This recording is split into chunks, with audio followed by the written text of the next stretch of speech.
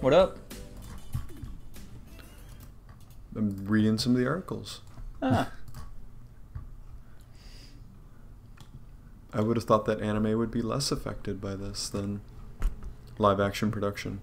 Yeah, I'll get to it more in detail when we get to that section, but a lot of anime is actually produced while the season is airing. They get maybe 1 or 2 episodes in as a kind of proof of concept, and then just make the rest as the season goes on. It is a really tight production cycle, and this is just upending a lot of it. Sure. I mean, it'd be delayed though, right? Like, you can still make anime at home. Ideally, although that's getting to some pretty big file sizes that they have to send over the internet, and people's home internet might not have the bandwidth to support that. Same thing with a lot of video game production. Well, yeah, but then you upgrade their home internet. Like, it's part of your expenses now. Instead of renting post houses, which are insanely expensive, you pay to upgrade your employees' internet at home. Like, we're doing a bunch of post-production at home in Hollywood, and I promise you that those are much bigger file sizes. You're talking terabytes. I'd imagine. So... More like terror bites. Am I right, guys? That's a vehicle in GTA 5. Whoa. Someone else beat you to it. Coming in swinging. Andrew is all in. Speaking of, how did the poker game that I missed last night go? Ryan hates me now. It's good. I do not Lucas? appreciate how Lucas always beats me on every single toss-up hand ever. Usually on the river. Generally, yes, he beats me on the river, which is fine. That doesn't matter as much. It's more just like, when it's a toss-up, like, I know that he could have a decent hand and I could have a decent hand. You'd think it'd fall right around 50%. But nope. It seems to always go Lucas's way. Yeah. And he beat me yet again to kind of put the final nail in the coffin with a fuller house. A better full house than mine. And it's just... It's something, man. So did you walk away with it all, Lucas? No. I actually ended up splitting the pot with Michael. We were... Oh, God. We were even split at 2.5 hours in, and we were both starting to feel Not 2.5. About 2.5. 2 hours and 10 minutes. Fine. So, yes. It was a good one.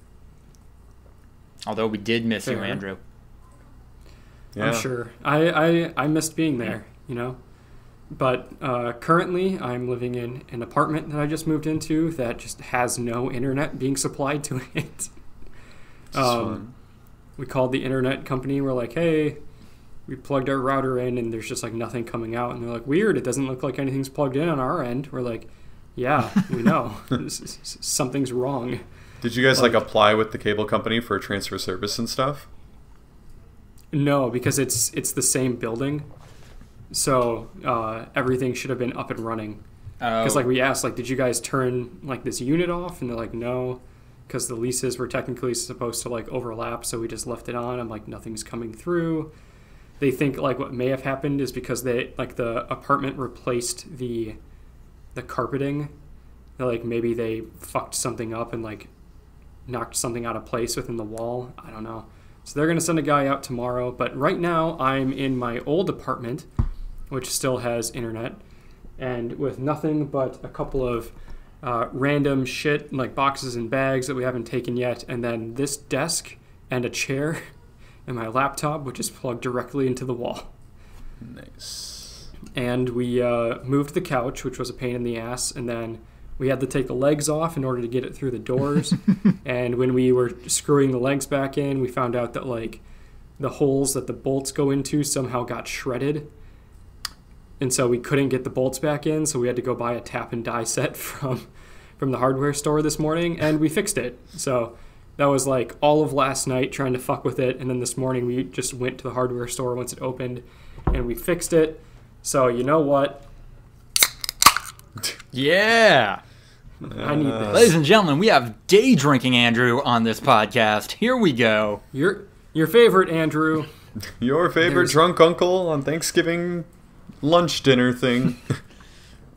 There's regular Andrew, who is just also known as Bitter Andrew. There's mad at the draft Andrew, and then there's day drinking Andrew. Gotta catch them all. 3 Andrews. And that's what we'll be doing on this podcast. Which Andrew is the shiny Andrew? Ooh.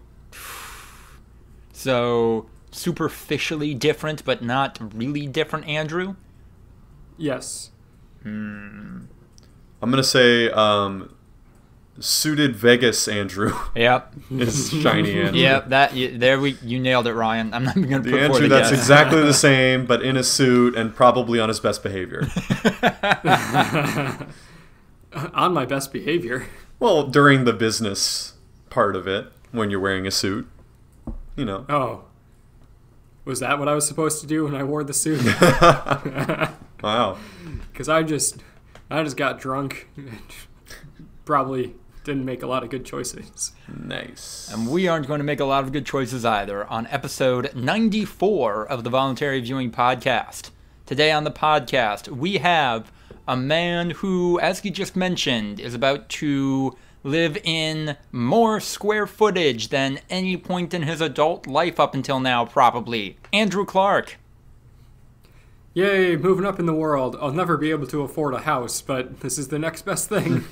A 2-bedroom apartment with only 1 couple living in it. Nice. That extra bedroom is basically like my backyard. It's the closest thing I'm going to get. Also on the to having like a man cave. Also on the podcast, we have a man who is living on the open road now that traffic isn't a thing in LA, Ryan Holtz. Yeah. Have you gone out onto like the 405 at all recently to see what the traffic's like? I mean, all the freeways are like completely empty. Like very Once Upon a Time in Hollywood-y. Yeah. Damn. Mm-hmm. And then there is a man who is living his best life. Probably. I don't know. This question keeps me up at night sometimes. Lucas the writer. What could you be doing to improve your life to the point of achieving best life, Lucas?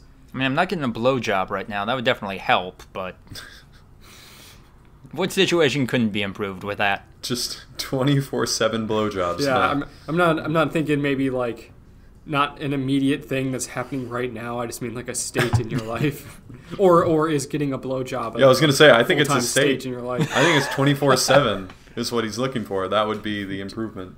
Do you sleep at that point? Like a baby. You do. Yeah, I was gonna say you have great dreams. Not cutting out carbs, not getting rid of trans fats, just way more oral. Best life. Yeah. And we're going to talk about what's going on in everybody's lives collectively in the News of the Week section.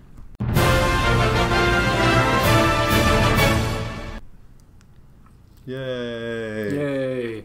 Who had the brown? It's Red Berry 2. 2. Now, what makes it different from Red Berry 1? Oh, wait. No, it is just Red Berry. Well, I thought it was Red Berry 2. I thought it was brown. Oh, there's a dark Red Berry 1 and a dark Red Berry 2. Oh, there's also a light Red Berry 1 and a light Red Berry 2. And then there's just Ooh, OG. there's a light Red Berry 3 and a dark Red Berry 3. And I just chose Red Berry. What the fuck is wrong with me? Yeah, jeez. Dark Red Berry 2 is definitely brown. Like, Yeah, no, that's yeah. okay, Oh, just making sure. Dark Red Berry 3 is, I think, more brown. Dark Red Berry 2 is. Oh my god! I looked at Dark Red Berry 3 and was like, "That's brown." Like I assumed that they were going to actually label that brown. Dark Red Berry 2 looks like a brown crayon that someone like mixed a little bit of dark red into, and Dark Red Berry 3 is just brown. Yeah, like literally the color brown that they didn't want to call brown. And then they also have another one that's definitely brown that they call Dark Orange 3, which is 100% like stereotypical brown. That is just a brown, yep. Yeah. Yeah, that's... Yeah. Dark Yellow 3 is, I think, the ugliest color on this whole palette. It is ugly, but it's definitely not brown. It's just a fucked color. We're talking about visual jokes. Haha, exactly what you're supposed to do in a podcast. Haha. For those of you listening to the podcast, dark yellow looks like if you woke up from your worst nightmare ever and your entire room was painted one color, and then you woke up again and you realized that you were in a second nightmare previously, and that was the color on the wall. I think Dark Yellow 3 is the color when you have your worst nightmare ever and it's so bad that you shit your pants. Then that's the color of your nightmare shit. Dark Yellow 3 looks like something that, if that came out of any part of your body, you need to immediately go to the hospital. Yeah. Ladies and gentlemen, welcome to the second annual roast of the color Dark Yellow 3. As this shitty color sits in a chair with a crown on its head or something. And we all just take it to town. You know who else is getting taken to town? Cheaters. Warzone cheaters. Whose punishment now will be either being banned or, I'm not sure how the system works, somehow match made into a lobby entirely made out of cheaters. So that everyone's a cheater. It sounds like utter chaos, and I kind of... Is there a way to get in there temporarily to play a couple of matches? You die immediately, and then you would just spectate. Yeah. Well, in this situation... People would just be using, like, the Death Star from across the map. No, in this situation, we would also be cheating. Yeah, you want to pay to cheat? It costs like $100, I think. Damn it. Well, and on PC, you'd have to buy a PC as well. So yeah, your price tag is probably starting to look what, $700 ish, $800 in the ballpark. This is the point where Syndrome says, "If everyone's a cheater, then nobody is." This is kind of like the what's it called? Like the steroid league, the hypothetical, like this is the best that humans could possibly be sports league. This is how good we could possibly be, and they're just all sniping each other from 4,000 meters away. Scientists only asked if they could, not if they should. You've got a shotgun where anything, no matter how far away or through walls, like you've got a shotgun and anything in the reticle just dies when you press the trigger. Okay, so Call of Duty... Which is a cheat that I've seen on PUBG before, where people just have a shotgun and PUBG's definitely more 30% of the map. PUBG's more broken cheat-wise than Warzone. Warzone is mainly just an aimbot, and they use one-shot kill guns with the aimbot so that it is basically a laser beam. But that's about as good as it can get. And there's no health mods right now, so there's no like God mode people. So you can kill the cheaters if they let their guard down for a little bit. Right. They're not invincible, they just have an insane advantage. Yeah. You can drop cluster strikes and stuff on them that can easily kill them. That's the #1 way to deal with them. So, Call of Duty etiquette question, age-old etiquette question. Is it poor form to kill somebody whose legs are glitched through a wall? I don't know what you're talking about. So you know, they're stuck? Or... Oh, so you know how if you go prone and back into a corner, sometimes the wall will glitch and somebody's legs will be just sticking through it on the other side? Mm-hmm. Like, if you shoot them and shoot their legs and kill them, is that poor form? No. Okay. That's on them. Okay. I mean, you should never prone, first of all. Like, rarely should you prone in Warzone in particular. And then second of all, if you're crouched, I honestly always put a little bit of distance between myself and the wall so that I'm not completely backed into the corner just in case for that exact reason. Fair. So, I'd say no. Is this next point also... Oh, it is Red Berry. Red Berry 1. Take it away. So, PlayStation 5 might have some weird add-ons. So there's, I mean, this is something that came out a while ago, that they were going to develop some sort of AI that would kind of help you when you can't get good. I typed in "can't get Gus." Yeah, you did. I was confused. So like if you keep dying at a point or like can't move past it, then like there will be an AI that kind of gives you tips or like lets you maybe skip to another point in the game that they're working on, and that's kind of weird. But that was reported a couple months ago. And then there's recently announced that like some of the controller add-ons that you can get would also be like a biometric scanner. So like it would keep records of like your heart rate and your sweat level and your body temperature and like just weird shit like that. So kind of like a weird health monitor. People kind of weirded out like, is this data that they would then sell and that kind of shit. But then the weirdest one is one that came out last week where they just put in a patent for an AI robot companion, like a physical robot that you would put in the room with you that would learn to feel as it watches you play video games. Like it would sense when you're upset or happy and then like try to empathize with you and like react in certain ways. I fucking hate it here. This is so weird. Do we know what the robot looks like? No. Have you? They had a diagram in the patent, but there's no way that this is what it actually looks like because it looks like a cartoon cloud with arms and legs. I think that was just like a placeholder. I also don't think the robot exists, right? Like, no, I don't. It's definitely going to be a digital thing. I think the idea is that it will be a physical object that you will set in the room with you. Is my understanding of it. Yeah. I mean, it's a cloud, so isn't that like kind of showing the fact that it's not going to be physical? I don't think that's what it actually looks like. I think they just drew a squiggly blob. Yeah, but drawing a squiggly blob kind of insinuates that, it's not going to be a real thing. It's going to be digital, and it's more of like a visualization. I think the patent was for like an actual robot, not something that will just show up on your screen. I mean, unless it's like an app on your phone or something. I don't know. That's what I pictured. Either way, this is an AI program that is giving you words of encouragement or advice or just interacting with you as you play a video game, right? Yeah, kind of. But like the idea is that it's supposed to like empathize with you and like react in certain ways. So like the idea is that you're giving it kind of the appearance of having feelings. Obviously, we're not to the point where like this robot would have consciousness or anything. What if it did though? What if this was the point that we reach singularity? Yeah. Like that'd be really fucking weird. And but also appropriate. Like yeah. Well, it's exposed to like the online gaming community, so it's just like a total piece of shit. Oh no. We somehow made a suicidal AI. Yeah. Well, suicidal like rageaholic who is also more angry at everyone else than himself.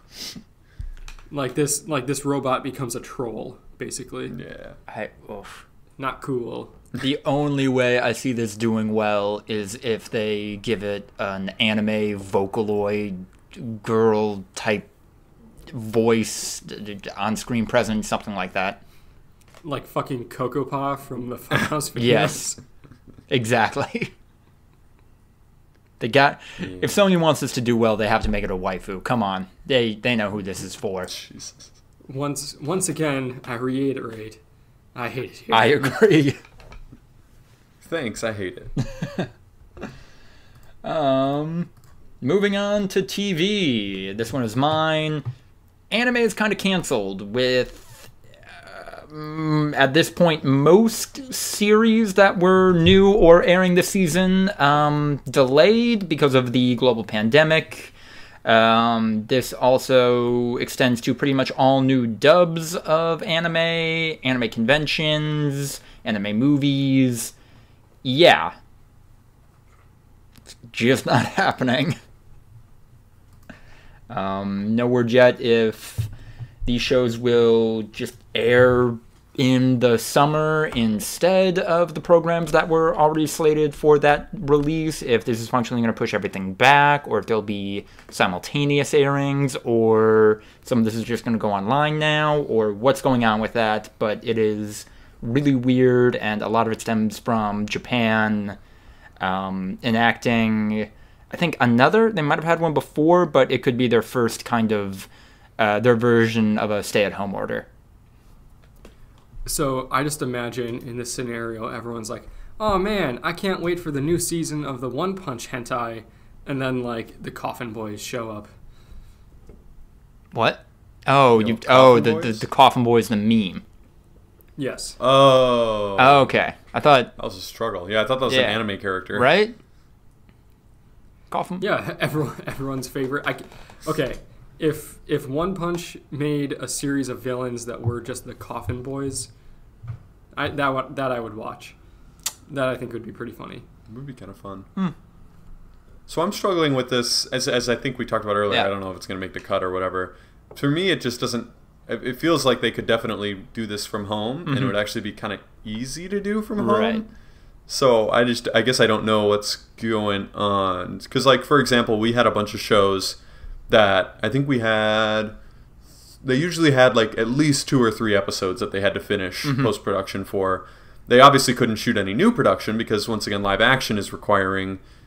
people to be in very close proximity to each other. Yeah. So a lot of the seasons were shortened, but it wasn't because they couldn't finish post-production on the episodes themselves. Right. So I was just like, it feels like they could just keep making the anime at home. It wouldn't be that hard. Yeah. It's definitely a lot easier to do animation remotely than would be, you just can't do live action you literally entertainment. can't do live action. But of course, there are some logistical issues here, bandwidth, people maybe not even having the tools they need at home, and companies trying to figure out how to get people that without people grouping up, just scripting and everything, just working collaboratively on this in a remote environment for the first time ever at this scale in the anime industry. It's a lot of the hassles that a lot of other industries are dealing with right now, and I imagine they'll right themselves before too long. But yeah, right now it seems like they're just delaying everything until they can get that figured out. I feel like a little bit of a superiority complex, but like I know that, for example, Hollywood has virtual writers' rooms that have pumped out like a lot of scripts in the meantime, like, and they're absolutely like loading up for bear, so that the minute that the production gets the green flag, they can like be off to the races and create as many episodes as possible. So like, to me, I mean, maybe it's just a budget thing. I don't know if they have budget restrictions. Like, I feel like they kind of pull in the money. Like, it's not too expensive to make, and that's what I was going to say. Profit. Is that, logistically, it all could very well be very possible.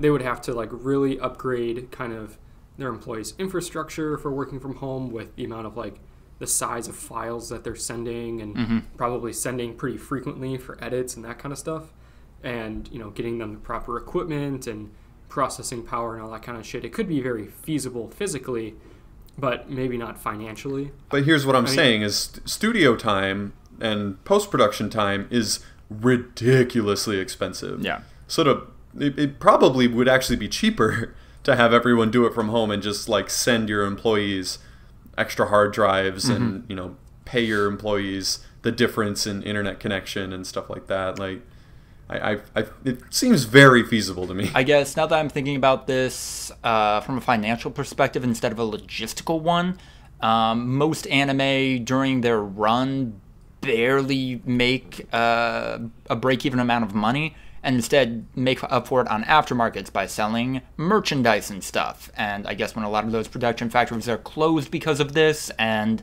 a lot of people aren't just looking to advertise right now, that might also be some incentive to delay everything. Right. I mean, that's kind of what I'm saying, is that they might have the ability to get this stuff rolled out so that they could make it, but if they're not pulling in any money right now with a lot of the production closed for, where they make their money, it might not be financially doable for them. Yeah. So, like, I hate to go all industry insider on you guys. Go for it. I don't know what the situation's like in Japan. Yeah. I guess I can definitely have that big disclaimer in there. But, like, in the United States, viewership is at an all-time high. Like, not all-time, obviously, because back in the day, especially for broadcast networks, like, they had a lot bigger chunk of the pie. But overall, TV viewership is insanely up. And then finally, after a few weeks of like hesitation because they were unsure about like the market and everything like that, advertisers are back. Like, they're absolutely coming back to the table, and we're making just as much money as we used to. Like, it's it's a really good time to pump TV, and like there's a reason that networks are throwing together, like, for example, I think Fox has a celebrity watch party show that they're just throwing together, where it's going to be celebrities in Zoom watching TV. Like Disney made that sing along where it's just a bunch of Disney stars singing Disney songs on Zoom. Like, very low rent shit, because you can pump it out and people are watching it. Like, they don't give a fuck what it is. So to me, it seems like a huge missed opportunity for the anime industry to not go hard right now. And like, I mean, it's a common thing. Like, you're talking about how, oh, there's no money to be made necessarily right now, but that's a really common thing in the TV industry. It's called deficit financing, making something at a loss, knowing that you're going to make it up later. Like, I don't know. And you know, maybe the situation in Japan is just completely incongruous to the one in the United States. But man, to me, it seems like these animes are very much missing out on a golden opportunity. And like, look, with all these ones canceled, if you're the one that's actually still up and running, like, you're going to capture that much more of the audience share for people just desperate for any anime content. Like, oh man, I really wanted to watch the new season of Dragon Ball, but the only thing on TV is interspecies reviewers. I mean, I guess there's nothing else on. They'll watch it. Yeah, I promise you. Yeah, working in a secondary entertainment market, we are seeing a lot of that, and we've decided to invest heavily in the stuff that is still airing. I guess, I don't know, the one caveat I will give to your description of it, Japan is weird trademarked. They do very rarely do companies plan for how U.S. Markets are, or just Western markets in general, are consuming media, and make most of their decisions based on just their home market. And if it is a very different situation over there, that could be explained by these companies' actions right now. Sure, but it feels like a psychology thing, no? Like, it feels like the reason people are watching TV right now is because they're stuck at home and it's comfort food. Yep. And anime kind of feels like the ultimate comfort food, which would go across cultures. Like, it's not just Western audiences that are desperate for, like, escapism and getting away from, like, the common drawl of staying at home. I don't know. Yeah. Also, can I just say that Boruto sounds like a joke name, making fun of Naruto? like what was the thing in Rick and Morty? The interdimensional cable? Yeah, I'm just fucking Pikel. Like, they just went like, you know what? Let's change it up a little bit. Is there any significance to that name, Lucas? Like, does it mean anything in Japanese that we just is passing over our heads? I guess somehow the pronunciation of that, or maybe the characters that make up that name in Japanese mean bolt, but all the marketing for it has it as Boruto. And you're right, it's a very dumb name for a very dumb fanficky show. Shade. I don't know why I like ficky so much. It's a great word. We need to find a way to get ficky into the common discourse. Yeah, dude. It's unlike any word I've ever heard before. Ficky, man. Yo, that shit's so ficky. Okay, so if I say that shit's so ficky, what does it mean? Like, it's like fiction-y, right?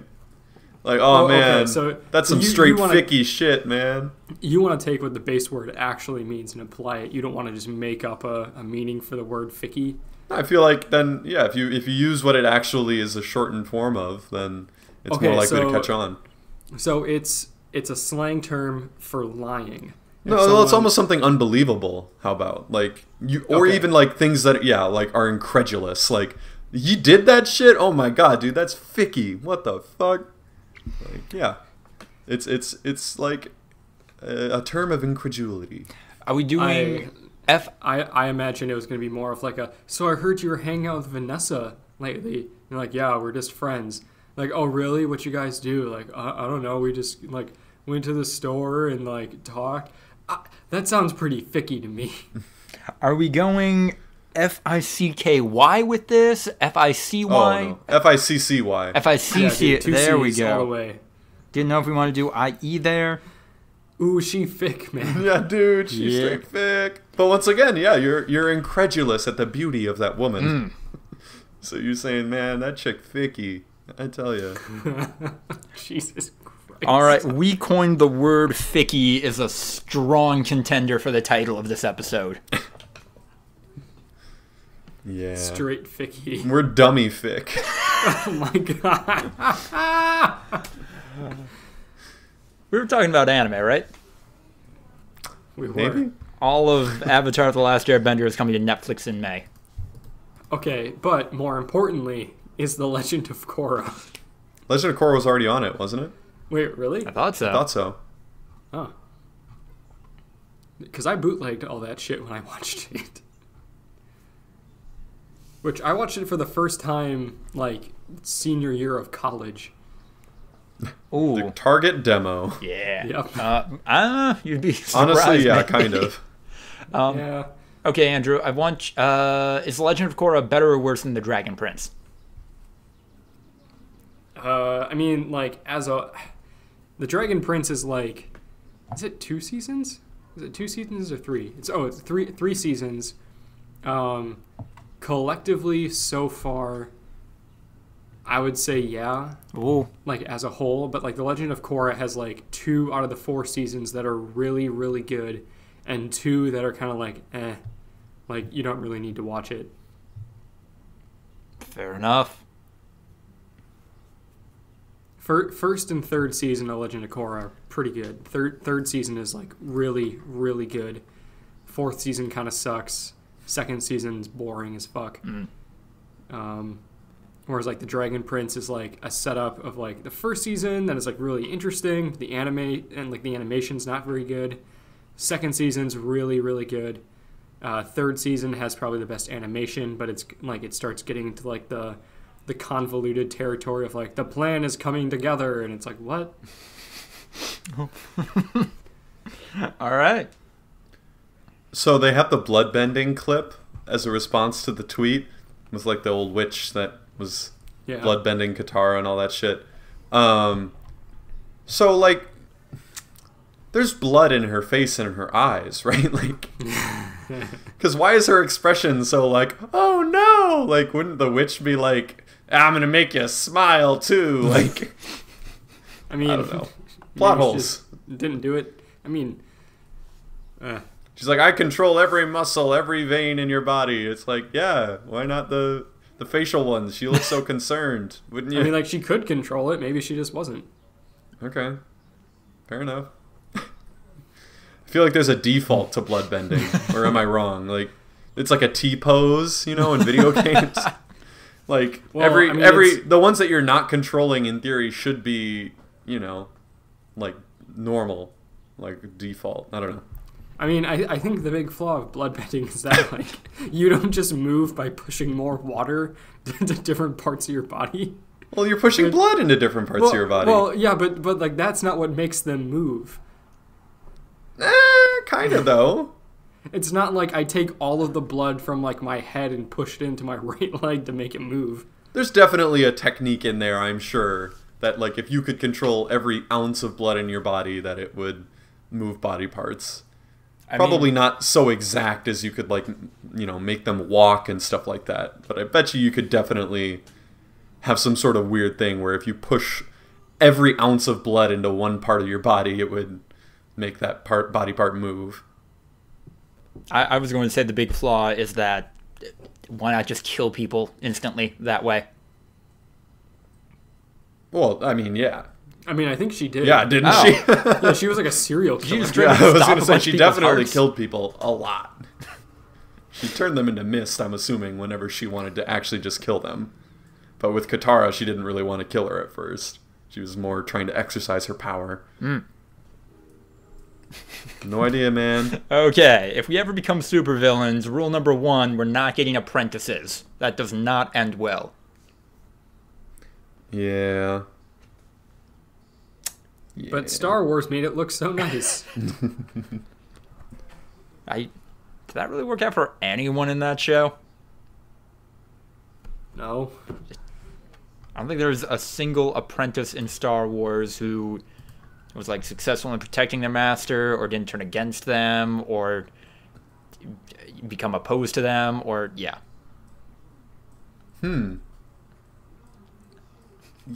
honestly. I started to think, and I was like, well, I mean, Luke and Ray, and then I was like, oh, that didn't. Yeah, like he fucking died. Yeah, that didn't end well. He died I mean, like you don't get a good sense of time, but I assume it was like a couple days later.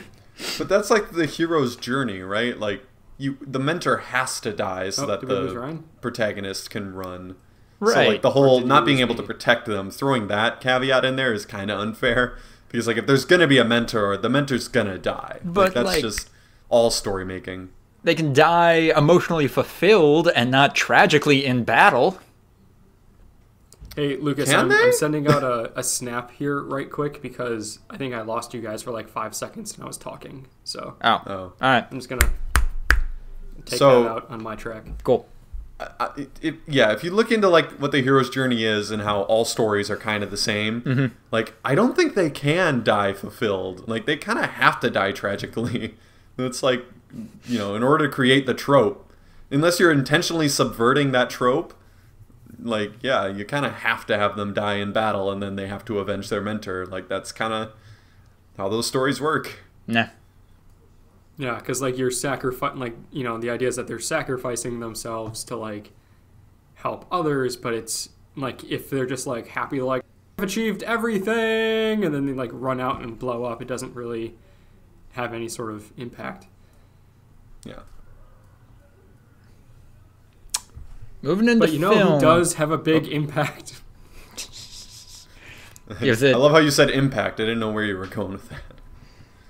Is it One Punch Man from One Punch Man who's going to get a live-action movie made by Sony? His name isn't One Punch Man, right? No, his name is Saitama. Saitama, right? Yeah. Does anyone ever refer to him as One Punch Man in the show? No, that's actually part of the joke. Oh, yeah. Really? Yeah. I thought his name, like his human name, was Saitama, and then his superhero name was One Punch Man. No, it's the way heroes work in this universe is it's a bureaucracy, and a board came up with everybody's hero names, and his is just a caped baldy because he has a cape and he's bald, and you kind of got shafted there. Does he have alopecia? Is that canon? Nope, he just worked out so hard he lost all his hair. Ah. Yes. Oh yeah, he has eyebrows, I guess. Yeah. So technically not alopecia. And he didn't lose all of his hair. Does Saitama have a bunch of pubes? No, completely hairless. Except for his eyebrows. Does he have eyebrows? Yeah. Yeah. I mean, we haven't seen his junk, but we've seen him mostly naked, and it doesn't seem like there are... if he does not have an overwhelming amount of them. Yeah. Nah. Has there been any villains that take him more than one punch to beat? Yes. Well then what the fuck? Misnomer. I mean, he's kind of humoring them. Yeah, I feel like when he goes unlimited power, then I don't believe so, if I'm not mistaken. Yeah. Once he goes, all right, it's time to stop fucking around, then it's over.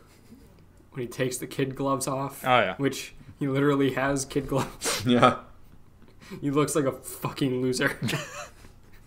Okay, that's like the joke. Like, I don't even like anime, and I know. Like, I get great. that it's the joke. Like, and it's funny because he looks stupid, and like I get that's part of it, but he looks stupid. I don't know what fight it is, but it's some of the only stuff I've seen of the actual show, and it's one fight with this dude where like he splits the mountain, and oh my god, is it incredible! Like just the whole anime trope. It's so impressive how self-aware they are, and then just completely subverting everything with this idiotic, like loser-looking dude who just takes him down without us breaking his sweat. It is great. And that's why this is weird that it's getting a live-action version, because this might be, in some ways, the least suited anime property for live-action. I don't know, it's going to be Just weird. because it's so ridiculous, or what? Yeah, kind of. And well, I think the only thing that is less suited for live action might be like One Punch Man, which is getting a live action show. Well, yeah. That's what Lucas was talking about. Oh, do you mean One Piece? Or yeah, One Piece. Sorry, I said Oh, One yeah. Punch Man again. I meant One Piece. Yeah. Also fair. That is getting a live action show, right? I didn't dream that. Yeah, I think with Netflix. Okay. Yeah. And she's like, that wasn't a nightmare that I had earlier. Yeah.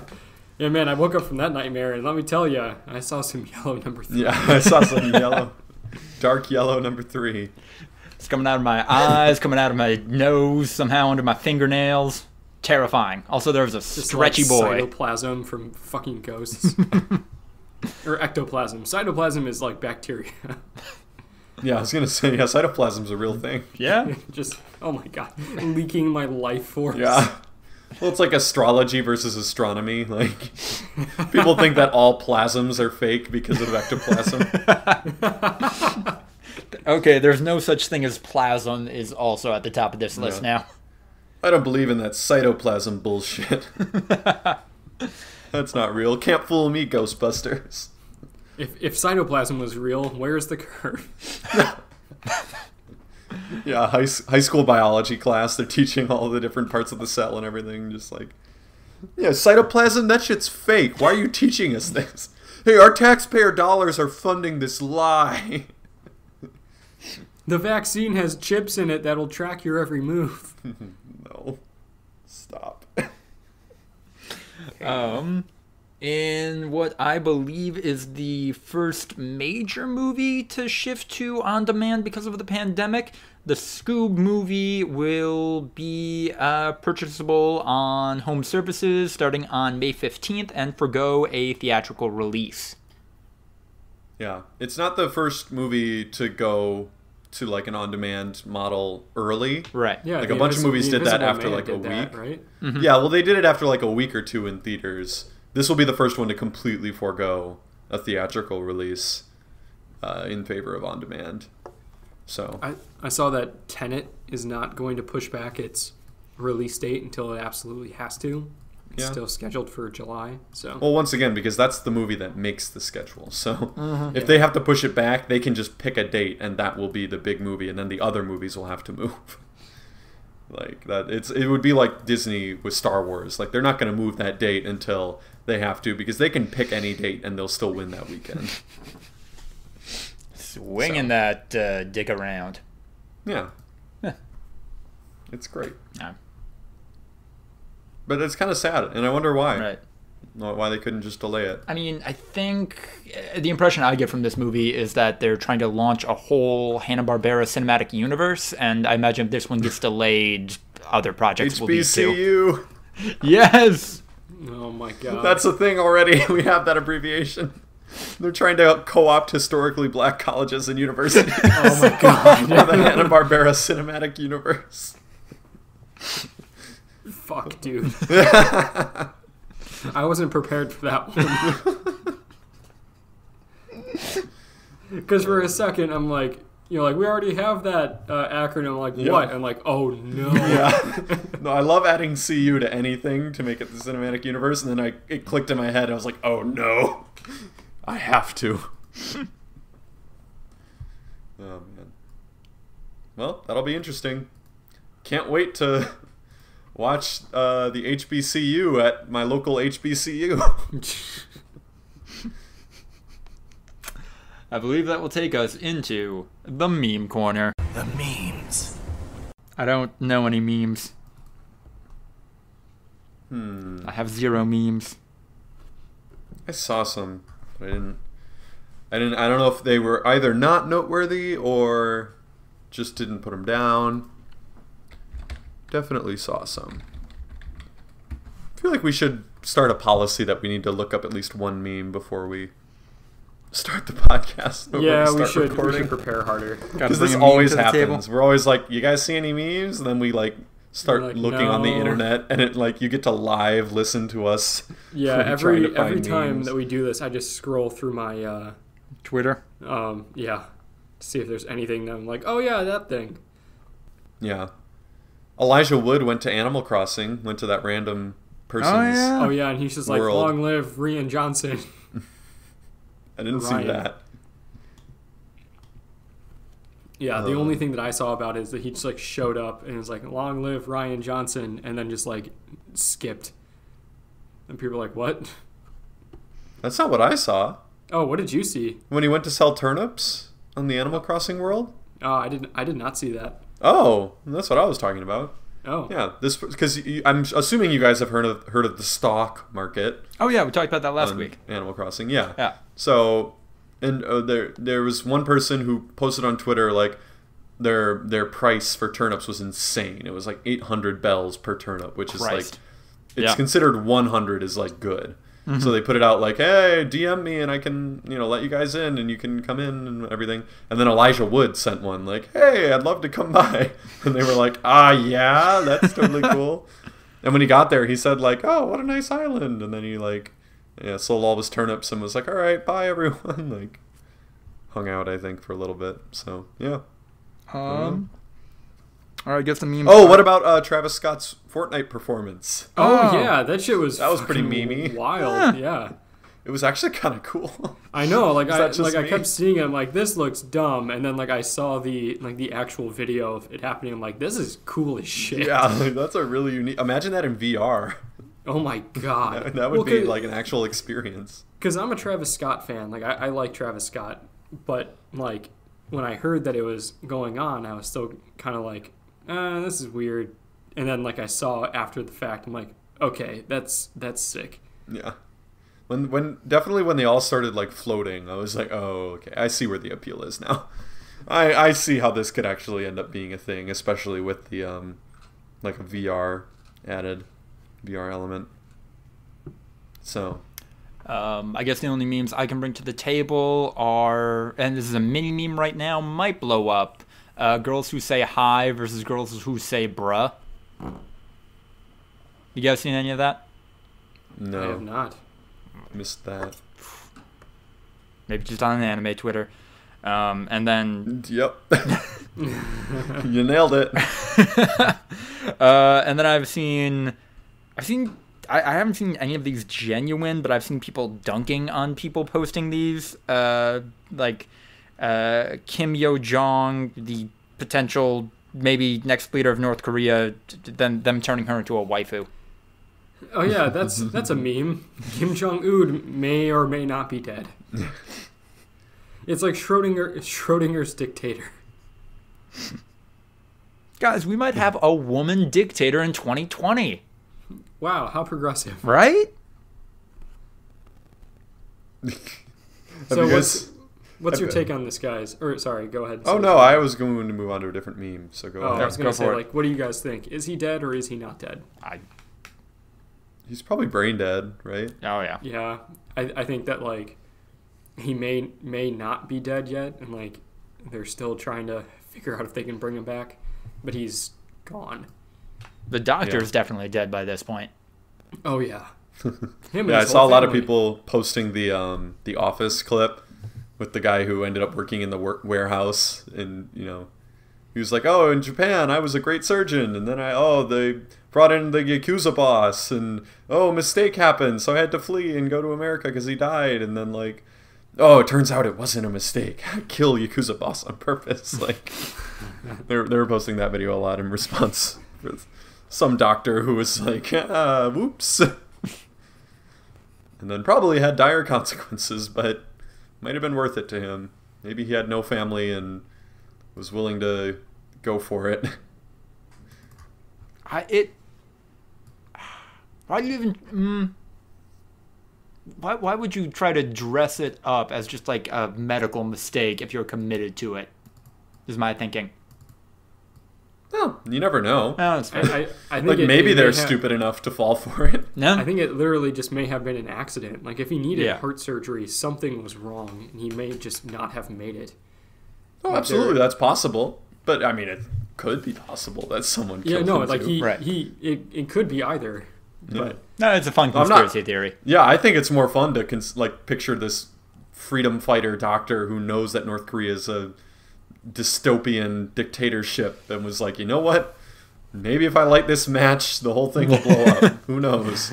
I like to picture that, and he was just like, you know what? I'm 67 years old. I've had a good life, and I have no real family or anything like that. Let's take a shot. Might as well. That's what I like to picture. It's like it's the dude who actually shot his shot. he sent a DM to Kim Jong Un's heart that maybe took him out. I don't know. He's just like, I can disguise this as an accident. He just pulls out a gun and shoots him on the table. Something went horribly wrong. Yeah. There was a bullet I found in his heart.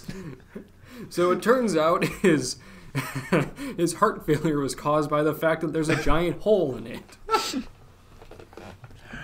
He takes off the gloves like a stereotypical like Grey's Anatomy, just like time of death, like calls it like it's no big deal after pulling out a pistol. All the surgical assistants are like, holy fucking shit. Yeah.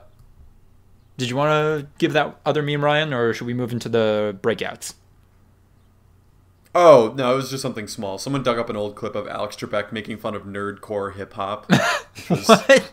really funny. Yeah, like, I'm sure you've heard of nerdcore, and then you've heard of hip-hop, and yeah, like, you can picture the concept of nerdcore hip-hop if you haven't already, and just, Alex Trebek was having none of it. Like, he just roasted the fuck out of this dude for, like, a full minute on national TV. It was pretty great. Terrific. So, Alex Trebek is a treasure. Best of luck. Long may he reign. Yeah. Best of luck to him dealing with all of that. Yeah. Protected at all costs. Yeah. Alex, take my everything. You take my Take blood. all the organs. I don't know if he'll Take do anything, all but take the it. organs. Yeah, that takes us into the breakouts.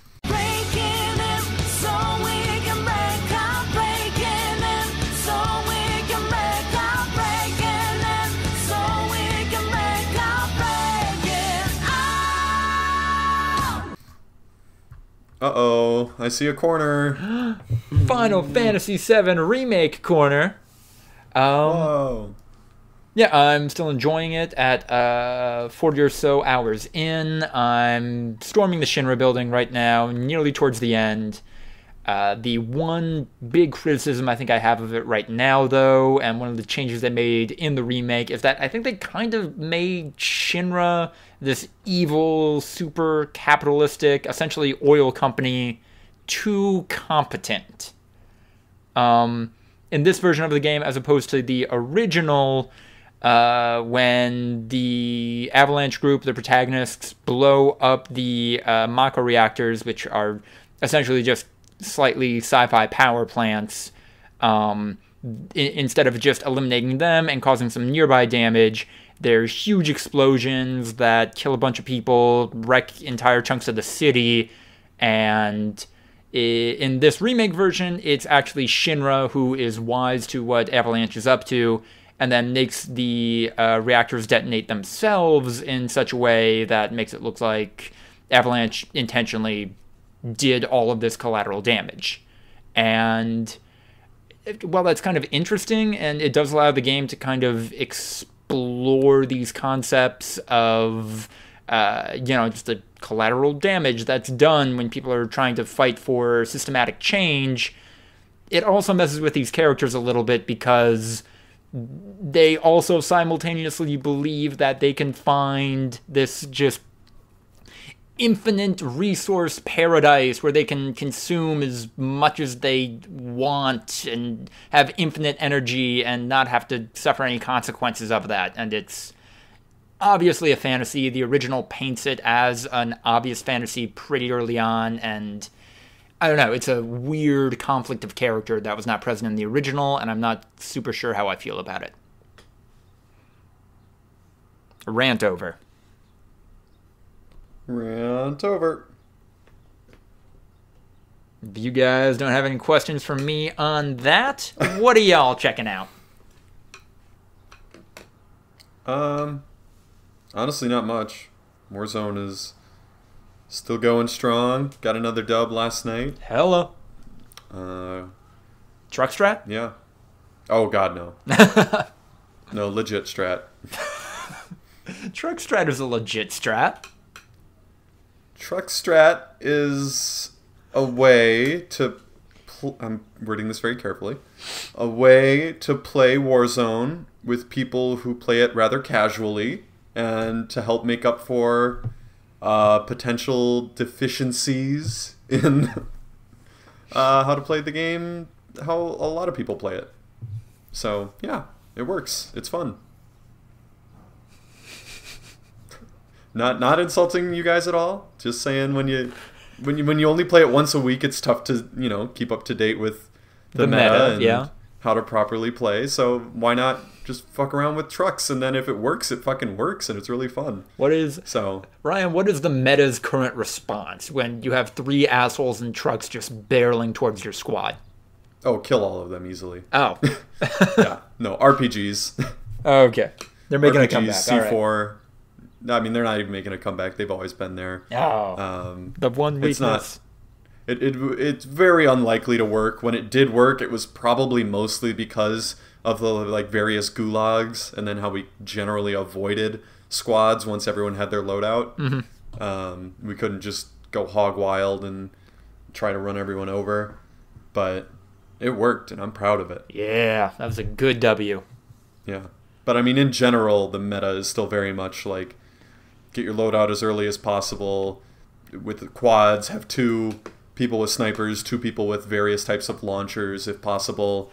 Try to get as many recons as possible. Stay ahead of the circles so that you don't get pinched. And then settle into the final circle in some sort of covered area where you can't get flanked or pushed from an inopportune position. And then hope for the best. So, yeah, All right. Andrew, what are you checking out when you have internet and can check stuff out? I haven't been checking anything new out for a while because I've been moving. That's taken a couple of days, where the last few days after work, I would just, take stuff down to the apartment until I was too tired, and then go back. Maybe watch a little bit of random YouTube and TV, and then go to sleep. And then yesterday was all moving. I woke up, and then starting at 8:30, 9 o'clock, I started moving stuff down. I did that until about 9 o'clock. And then we played Red Dead Redemption 2 for a little bit, but we just went fishing. Because that's Jade's favorite thing to do in the game. And then woke up this morning, and the couch was all fucked up, and then we went to the hardware store and fixed that, and now I'm here. Are hardware stores considered essential? Yeah, they are. Interesting. Is there any special policies to protect people? Can you just pick up from your car or something? I mean, I would assume that maybe some of the bigger ones have stuff like that. But when we went in there, all the workers were wearing gloves and masks, and they had giant plexiglass walls installed at the end of the cash register. So, they stood there. There was a wall. And then you just insert your own money and that kind of stuff. And then if they needed to see any cards or IDs, you just push it up against the glass. And that was about it. Were the customers wearing gloves and masks? Yeah. Everybody in the store was wearing gloves and masks. Mm-hmm. I don't think it's been mandated in Wisconsin yet, but everywhere I've gone somewhere, if I absolutely have to go out, everybody is wearing them already. So that's something at least. Gotcha. Oh, that's good. All right, and with that, we are going into the group chat. Don't really have anything to talk about outside of how the NFL draft ended up playing out, for the Packers specifically. Yep. What do you think? Pretty much it. I mean, they're... Oh, man. So, I've heard that this has been quote-unquote debunked by Goody, but I don't know if it's true, and it just seems right, is that they're just looking for an ideological shift, right? We're going to become a power running team within the next 4 years, and they're moving away from the old model where Aaron Rodgers ran around like a madman and threw to one of his 4 stellar receivers. So I mean everybody, the consensus, I think, is that they're trying to go back to, or not go back to, but LaFleur wants the offense to run more of what you think the classic Shanahan offense looks like, power run. You got like 3 or 4 running backs that are all just like doing different crazy shit. Sometimes more than 5 linemen out in the field at the same time. Heavy 2 tight end sets. Lots of usage of the fullback. Maybe not necessarily like carrying the ball, but like that's what feels like as a power blocker. Which is, I mean, they drafted a fucking H-back in the 3rd round. Exactly. So, that's what feels like the key to it to me, to signal right. that there's an ideological shift here. The fact that they drafted kind of a do-it-all 6'2" tight end, like that feels like a sign. So, especially because as I read a recent 538 article that says basically that in terms of points added, like expected points added, fullbacks are actually not that great in terms of run blocking. Like on running plays, when a fullback is on the field, it's actually negative points added. Whereas when a fullback is on the field in the passing offense, it's like insanely effective. Mm-hmm. So then that leads you to believe, like play action passes are going to be much more dominant, and then that leads you to believe that power running is coming to complement the play action pass. So, and they drafted 3 linemen in the 6th round. None of which were tackles. I mean, like, the one guy was a tackle, but, like, probably will end up playing guard. So I think they're hoping that one of them might be that extra, like, lineman that they stick out there so that they can get 6 guys on the line at once. But, yeah, it's just... I'm not going to be the guy that says, like, they have no idea what they're doing. Like, they know what they're doing. They have a strategy. It's just that I don't necessarily think it's the best one. The problem with people, because people talk about, like, oh, the power run scheme, like, it used to work. Like, the NFL, it comes in cycles, like, well, the pass game gets dominant, so then they stock up on shorter, lighter, faster defenders, and then the power run game comes back because the lighter defenders can't tackle the big running backs. But then, like, they have to get the bigger, stronger guys back on defense, so then the pass game takes back over. But the problem is that there's been a lot of rule changes in the last 10 years that have made the passing game so effective that it's almost dumb to run the ball. Like, yeah, it actually, like, if you look at 538, in terms of expected points added, most of the time, like 90 or something % of the time, a run play is the wrong move. Like, it actually takes away expected points added. Like, teams should pass 90% of the time. Like, in terms of rule changes, if you look at statistical models, it's just a thing. So that's the problem with teams that might be more stuck in this era, like the Raiders or maybe the Titans, like, that they're just really not going to be able to compete because of the way that the game has changed, and they're kind of stuck in 20 years ago NFL. So that's what concerns me about that strategy. Yeah. That we will not be able to keep up with a team like the Chiefs because our defenders cannot touch a wide receiver without getting called for a pass interference, and then we can't put half of our body weight on Patrick Mahomes or it'll be roughing the passer. So, like, there's really no way to stop that sort of passing game. The only way to do it is to try to outpace them, and we're not going to be doing that. The thing that, I mean, like, I've seen mostly negative stuff about this, that kind of goes with what I'm thinking, and I've kind of sought out some positive ideas just to make myself feel a little bit better, because goddamn was I depressed about kind of where we're going and how the draft went. But I think, maybe... the idea is that if you have a power run team that has this, regardless of, how the run is usually the wrong move, just like you said, technically, like with these kinds of offenses that they're running, where they're not just barreling it down the middle on every run play, where like they got play action passes and they use the run game to kind of allow those play action passes to be more effective. The idea is that you're taking up most of the play clock, or not the play clock, you are spending most of your time of the game on offense, and therefore keeping those really effective, like, high-paced passing offenses like the Chiefs off the field, because your drive is taking 7 minutes instead of 2.5. But But that it's not really what I think is true. I think that's yeah. maybe what people are kind of seeing out of this.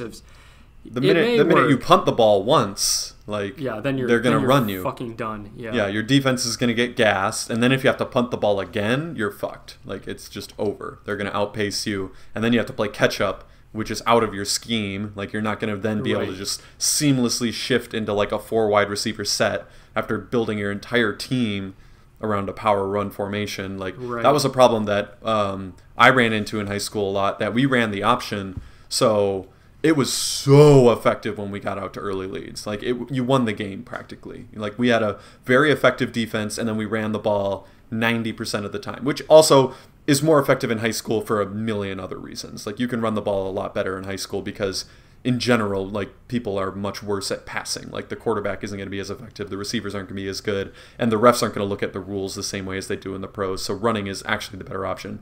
But anyway, I digress.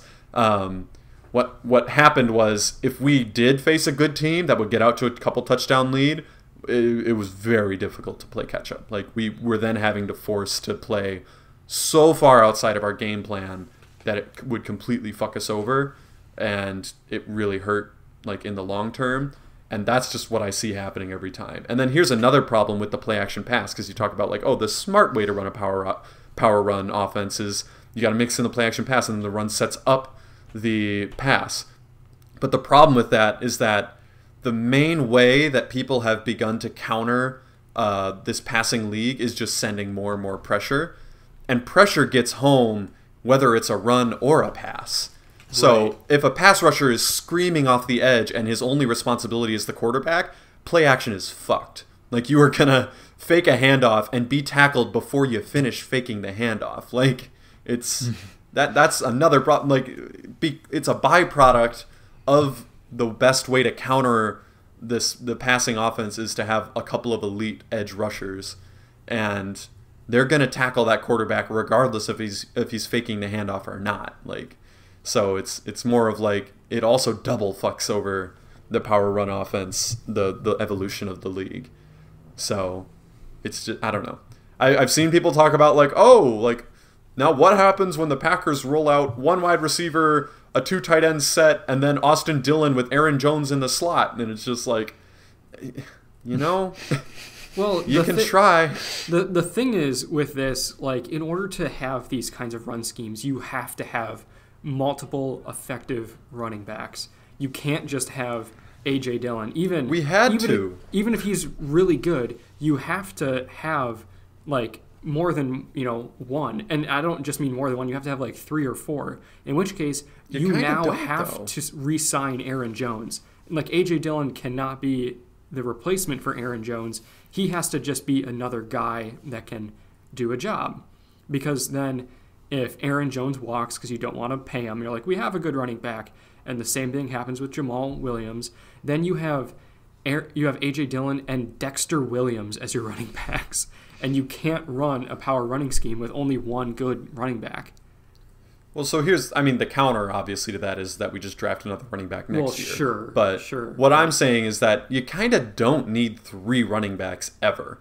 Like 2 running backs is more than enough to share the load. Like, it's back in the day when people actually ran power run offenses, there were bell cows. Like it was the day of you put your best running back out there and he gets 85-90% of the carries, like, which is by and large gone in the NFL nowadays. But 2 running backs is more than enough. What the Niners had last year is kind of just an embarrassment of riches, and it was shown by the fact that they traded Breida, because they really don't need 3 running backs. Like that's unless you're prepping for injury, which is less likely if you're splitting carries. Like it's really not that necessary to have 3 stellar running backs. So I would counter and say that they'd just probably draft another back next year if they were really worried about Aaron Jones and Jamal Williams walking. But I don't think Aaron Jones is going to command that much. Like on the open market, he's going to get barely anything. So it'd be very possible to re-sign him. I think Jamal Williams is probably gone because he's just too similar to Aaron Jones in the grand scheme of things. Like he's just kind of a worse Aaron Jones who's a little bigger. So that would be the main concern, whereas A.J. Dillon is 100% just a fucking chonk who can run a 4.5, which is cool. Yeah, I think I think he would have been available in the third or fourth. Yeah. Yeah. I think that Josiah DeGuara may have been like undrafted. We took him in the fucking third round.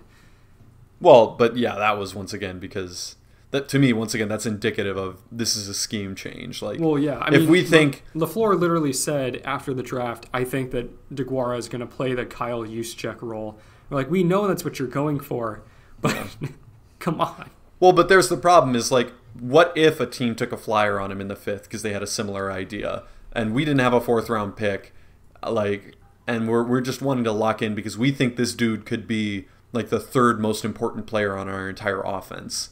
Like that's the problem there. Most teams would not value him like that, but just in case someone gets your guy who might be like insanely critical to what you're trying to do, like you gotta grab him. I'm not as upset about him in the 3rd as I am about Jordan Love in the 1st and AJ Dillon in the 2nd for sure. So I don't know, man. What a weird draft and what a sad draft. Yeah. And I immediately went back and watched that 2011 season highlights with Aaron Rodgers and sent it all to you guys because holy shit, was it never? It's probably never going to happen again. Like, so people were kind of like saying like, hey, the Packers weren't the only ones. The Patriots, who also had kind of a glaring need at wide receiver, did not take a receiver in this draft as well. And the same thing happened with the Seahawks. But to my response to that is sure, like, yeah, there are teams that probably need wide receivers, Patriots more so than the Seahawks. But both of them took wide receivers high in the draft last year. Like, N'Keal Harry didn't turn out to be that great this year, but still, they drafted him in the 1st round. Yeah, like he was hurt. Injured. Like, he could very well be good later on. You know, the Seahawks drafted DK Metcalf last year, and he turned out to be really good as a rookie. Yeah, he's a stud. So, like, they didn't have quite as big of a need as the Packers did, who now have gone 2 straight years without drafting wide receivers. Yeah, but once again, I mean, if they're running a lot of 1 or 2 wide receiver sets, like, you don't really need it, you know? I guess. Like, if you're running 2 wide receivers with Aaron Jones in the slot, like, Adams and Lazard would be fine, you know? Yeah. So that's I think probably what they're looking at. I saw someone also on the Green Bay Packers subreddit cut together the Interstellar scene where Matthew McConaughey's watching all the videos and like progressively getting sadder and sadder with like various highlights of like, you know, the old system that is probably gone forever, like, and then just obviously I think when we won the Super Bowl he breaks down into tears and starts that manly cry, and it was just like, yeah, a little bit though, right? Like, we're not mourning the retirement of Aaron Rodgers, but we are mourning the end of the Aaron Rodgers era, like as we know it. You know, like this is even though he could very well play for another 5 years, it's going to be in a completely different system that will no longer be Aaron Rodgers rolling crazily out of the pocket, picking up a block from the tackle, and just launching it 70 yards downfield into the outstretched arms of Richard Rodgers. Like, that's probably just not going to happen, you know? So that is more of the sad part. And it's not, once again, it's not the retirement of Aaron Rodgers, but it is kind of the retirement of Aaron Rodgers, the old player who used to exist. I mean, so it very much sounds like we're prepping for the Packers to be bad. Oh, no, definitely not. Okay. Packers are a playoff team this year. No way. I mean, like, the Packers did not get any worse with this draft. I think we can say we that. Pretty much, held... We were pretty neutral in the draft, and then, you know, we added a couple of free agents that maybe could make an impact and lost a couple of free agents that were kind of aging and maybe would have less impact. I feel like it's a push. In grand scheme of things, we probably expect a regression to the mean because we won a lot of one-score games, so... Probably 10-6, 11-5, like, but I feel like definitely a playoff team. Right. I saw the over/under on wins was 8.5 for us, and I'm like, I would take that over all day long. Like, barring an injury to Aaron Rodgers, I feel like there's no way we don't get 9 wins. Regardless of how the draft went, like that's something to maybe think about. Like, yeah, maybe a couple years from now, we may be bad. I mean, like, we could just be different. Different isn't necessarily bad. Well, it sounds like we're shifting to a run game that doesn't really work in this current NFL, then...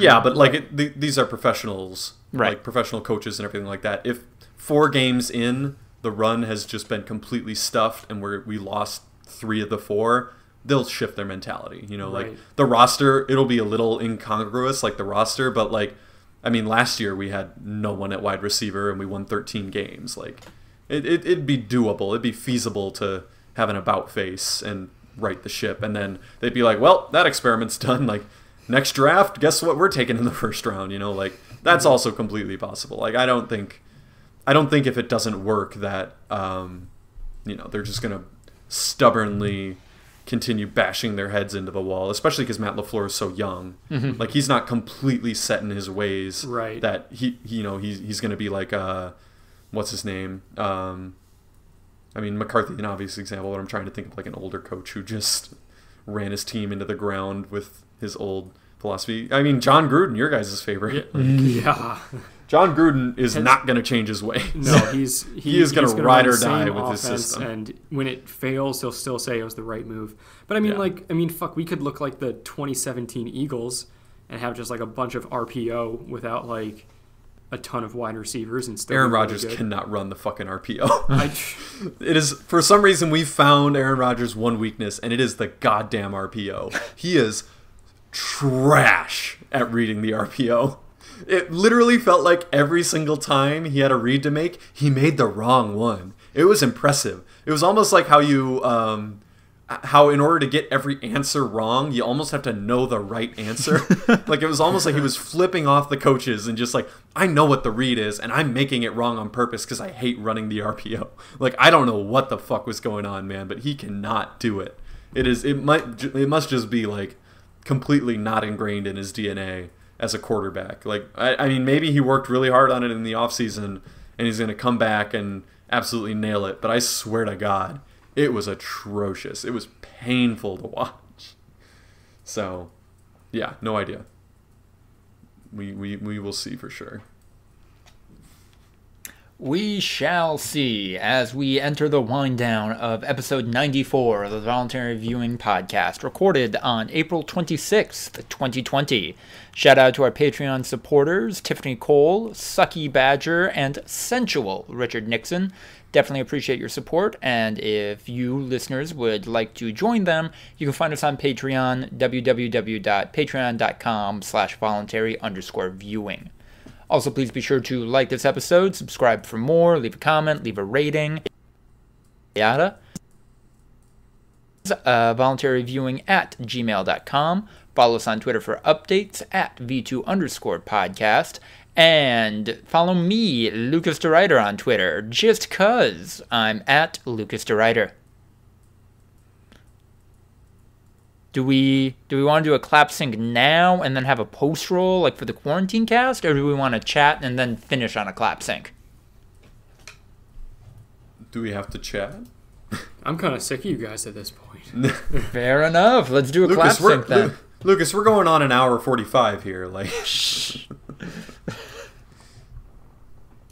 fair enough. That is far too much time to spend with people. We're also not going on an hour 45. I was making a reference. Anyway. Oh, okay. To last night. You guys are my only real like human interaction besides Jade every day. So yeah, I was gonna say, hold on, you have a live-in girlfriend. I said besides Jade. I know, eventually you did, but at first I was like, okay, you actually have more interaction than the vast majority of our friends. Anyway, yay! Nailed it. Cool. Huzzah! Hooray! Ficky. Damn, this podcast was so thick.